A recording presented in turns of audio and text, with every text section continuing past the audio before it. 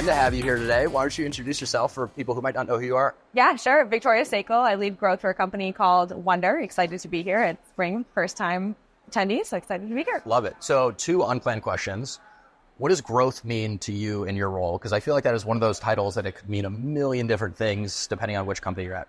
Yeah, great question, because this is part of the debate in joining the team, that it was originally a growth marketing role, and I tend to perceive that as the tactical, whack-a-mole, we're going to sprint at this and throw money at that. My roots are in product marketing and growth strategy, and so wanted to rebrand that to also look more holistically across the pipeline and the funnel. So it's not just marketing, it's not just demand gen. So for us, I sort of talk about it as the intersection of product marketing and go-to-market fundamentals. Then you've got the research and the kind of data back piece. And then the demand gen, the execution, kind of revenue strategy and kind of customer marketing as well. Awesome. And then what does Wonder do? I should know this. No, of course. On-demand desk research. So instead of all the Googling and now the LLMing that we're doing to get LLMing. I need to steal that. I don't know if that's a verb. But no, we're going to roll with that. We're going to roll with that. AIing doesn't really roll off the tongue. No, LLMing, yes. You should own that. Regardless, it's a time suck. It's either, you have to know your Boolean or you have to know all these prompt engineering, whatnot. So historically, Wonder had a team of human researchers who would go and, do the competitive analyses and the trends landscapes and the things that professionals are spending a lot of time on Google for. But now through the intersection of AI and those humans, we're doing a lot more of that, a lot faster. You can get a full, robust research report in hours instead of the days it usually takes. All right. I think I might have to check Wonder out. What are some of the big things that you're working on right now? Yeah, for us, the last couple, I've been at the company almost a year, and it's been a combination of, we had some early bets on the programs that we wanted to get going to resonate and kind of put us on the map with our audience, which is Fortune 500. So I wasn't, I've been in B2B SaaS, didn't really know if it would align. So we did a lot of events and kind of got into the organic play, of course.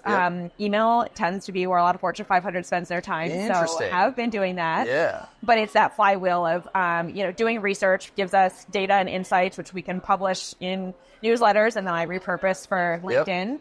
And then we actually did just wrap up a big research effort, which was very interesting and fun for me. The biggest project internally, which is actually, again, to that flywheel piece, is doing a bit of research on research. So what are researchers? Let's get meta. It's fun stuff for me personally. But what types of sources are different stakeholders turning to for their full, what we call innovation pipeline? So where to play, how to win, how to execute. Of course, Dex research is part of that, but we are using kind of the practices they use to automate and create our agents. So the AI is a real superpower for competitive intelligence or for landscape research, and then figuring out how that plays into the full ecosystem. Just with how fast that space is moving right now and how many unknowns there are, it's got to be so interesting just to try and stay up with it, because it moves at breakneck speed. Yeah, and where I said it's very interesting because I need to empathize with our buyer, who is either it's moving so fast I'm checked out, or I'm trying. Which frankly, for me too. I need to know enough to be dangerous, but even our team is very forward and extremely technical, as they should be, with knowing the semantics. And I'm like, guys, people aren't going to know what that word in the subject line means. We gotta dial it down. Shit. That's what happens. You start talking about AI. So what do you think they're doing in there? We're asking everybody what we think is going on. It's happening every 30 minutes, so it's something consistent. Yeah?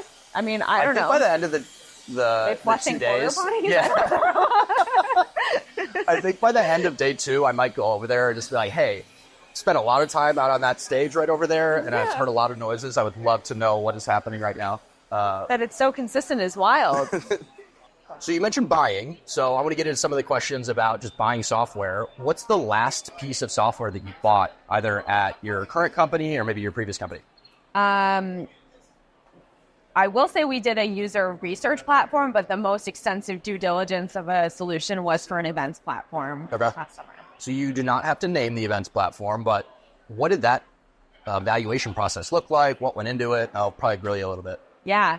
I was maybe too academic in thinking through my rubric, and then going to everything from communities. I know everybody says you start with your peers. I did do that, but I also went to the G2s and the Googles. I used our platform to say, tell me the best, event platforms. Yeah. Yeah. And so through the LLM Yeah. and through the human researchers, they gave me a roundup of the tools.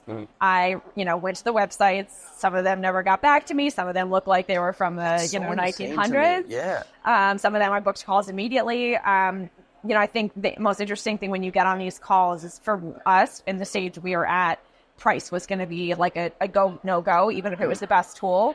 And they say that for the last 30 seconds of the call. So it's like, I know that's what I want, and I want to respect their time. I want them to respect mine. But had my rubric, had my calls, but the challenge is the apples to oranges, right? They talk about shiny new feature, and I got to go back to the 3 I already spoke to and ask about their version of it. But that's the high level. So you mentioned rubric.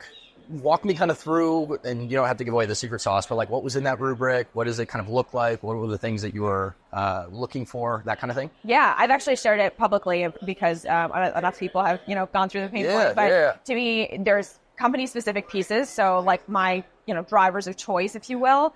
Again, cost was table stakes for us.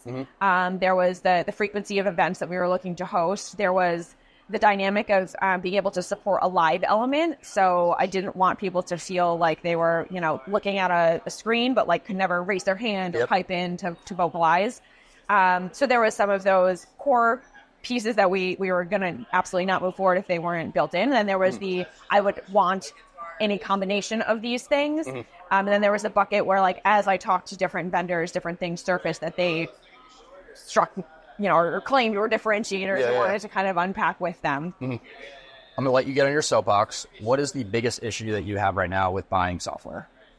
I think it's the apples to oranges piece. You like start to have these conversations, you discover new things about new vendors. Again, it's like, can you just answer my question over email, or can you tell me the price, right? Like I am in sales, I'm in marketing. I know you want to like take me through the song and dance, but I am here are the things that I know I'm thinking through, and I think giving buyers credit when they have the expertise, but also helping buyers when they don't. Here's what I should be thinking about for the category, or why does this weird analytic that you're saying really matter? Because I haven't run an event series before, and now I know. But it's to make a decision, you either are very subjective because somebody recommended it, because it was the best price, the only thing in your price point, or, I hope that it works. And I mean, we're stuck in a contract with the vendor we chose, and it ended up they promised us so many features that didn't end up being the case. And it's like, especially with events, which I didn't even mention on my rubric for that specific example, my experience of my attendees was top of mind for me. That was the most important thing. And it was like not always perfect with this platform we went with. But So this can be fun. What's the worst experience that you've ever had buying software? Ooh. And you don't have to name names. Take the high road. Yeah. I mean, honestly, I would say what we went through with the events piece, there was, I think after the purchase, the immediately, as you're integrating and you're like, we just signed up, we're ready to go, we're trying to move quickly. And then it's like learning the platform and then also realizing half the things that they said were there were not. You're like, well, shoot, we're on a contract. Too late to find that out.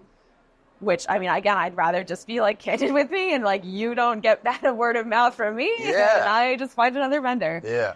That's why. And that happens not just to you. That happens to a lot of people. Why do you think that happens so frequently? I imagine it probably goes back to like sales and kind of pipeline goals. I also feel empathy for salespeople who like either think or were told something's coming from product and it takes time, get on the product side, or they sell something in and they go tell product like, hey, we got to make sure this has happened. And product's like, I got news for you. It's not coming until next year, Oh my God. So I imagine there's some misalignment, but that's where in pushing for that growth remit for myself, like I am big on the promises and the reality have to align, or reality has to exceed the promises that we're talking. I'd rather undersell and, be general and delight versus people are just trying to get the deal closed and then they get unhappy customers return, surprise, surprise. Lose. So when you hear the term customer evidence, what comes to mind? Yeah, to me, it's the testimonial and kind of candid experience that you're hearing from your customers on their experience with either platform or team or solution or kind of the results that they were able to get, sort of the candid. Do you think of outside of testimonials, are there other forms of customer evidence that you either look for or are influential in your evaluation? When I'm as a buyer, Yeah. right, you mean? So the results and the KPIs are a bit subjective for me personally. So it's great to see, and we have this debate internally, like numbers and results, but obviously you're cherry picking what is getting presented, right, on your 7,000% increase in ROI. Yeah, exactly. It couldn't have been any of the other factors that were at play. So I think the nature of I guess I bucket it into almost three groups. There is the KPI and like any stat, and it's sort of like, great, you kind of expect that, but you take it with a grain of salt. There is the actual experience, like here's what I like about the platform or didn't. And there's sort of this other intangible where the team was really responsive. They're really great about product. They're always shipping new things, or if they're not changing things constantly. So you're not having to relearn the product every single time. So like the soft, like integrative experience in addition to the like results that you're getting and the value you're getting in addition to the actual number side. You were very structured in your thinking and how you evaluate and everything. Until I was a consultant. Yes. So all right, this is unplanned. So where did you work at in consulting?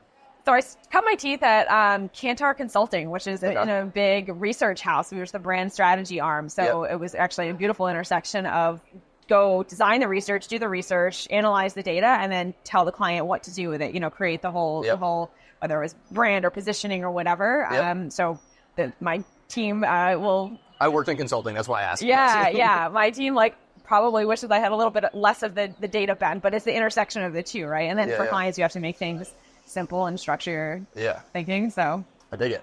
So you said you're doing a little bit of product marketing now in your current role, or is that okay? Perfect. So do you have to go about finding customer evidence for Wonder right now? Like, walk me through what that looks like for you. Yeah, it's a great question because this is an active debate with us, to my point, on the KPIs and the measurement side of things.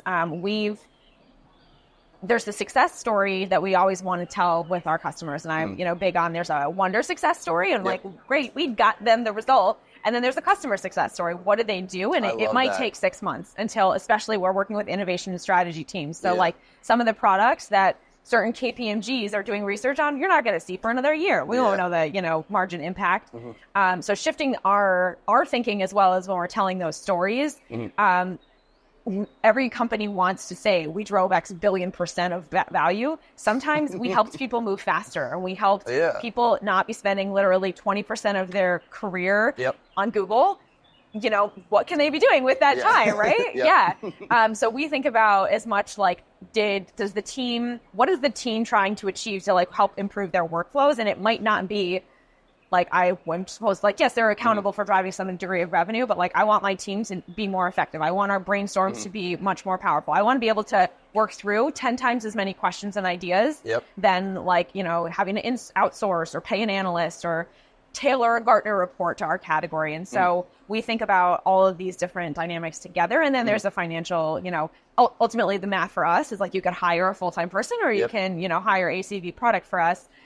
So you tell us, is our team of entire, human researchers and the agents going to outperform the one you hire? And, the math kind of checks out that way. I love how you broke that down because I feel like I'm guilty of this and have been guilty of this before. So many marketers just immediately jump to ROI and think that any shared success story that they're, promoting has to fixate and promote ROI. It's an important piece of the puzzle. It's not the only piece in the puzzle. So I like how you, are thinking through the different forms of customer evidence. And I think as a buyer, again, it goes back to, you can see right through, like, there's no way this one platform, like, we actually may, and, be able to say that, again, new type of mac and cheese, whatever, could have been influenced by research that began with us. But that's, you have to understand that your buyers are also like, really? Is your product value versus another $1 million in revenue? I don't know if it's believable. So last question for you. It's a little broad. How do you go about building trust in, your marketing at Wonder? That's a great question. I actually do think it comes back to that telling the story. Like, we are not your everything solution in both the literal sense that we're, we can do every single thing for your team, but also we're not going to be your end all be all, that we suddenly are driving billions of dollars for you. But if you appreciate that, the culture dynamic, that we're able to help your team think more, ask more questions, move faster, accelerate, you just resonate with the pains that people are actually feeling versus director level is of course you're yeah, sure, I want to drive more revenue, but that's not trustworthy because it's not directly attributable, right? And then the other piece I'll have to acknowledge is because AI is part of our product, there's a privacy security. I mean, these are innovations that oh wow, I didn't even think of that. Yeah. That you're talking, and we use LLMs, but it's totally a layer on top. So it's nothing is getting back to GPT or OpenAI. But there is the concern where people are.